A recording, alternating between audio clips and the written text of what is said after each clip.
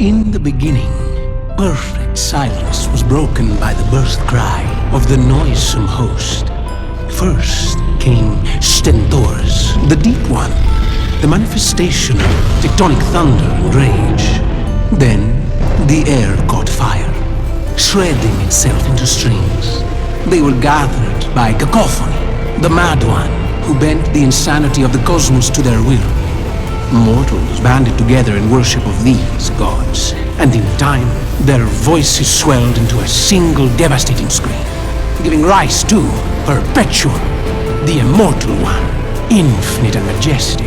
Perpetuum anointed only the deserving bands. The rest, lost to the unceasing ticking of time, the cyclical saga of metal. Until Pentakill. Their arrival shattered the cycle, wresting dominance from the forces of trend and change. And so, Pentakill have reigned, unchallenged, and shall forevermore. Or so it is to be believed.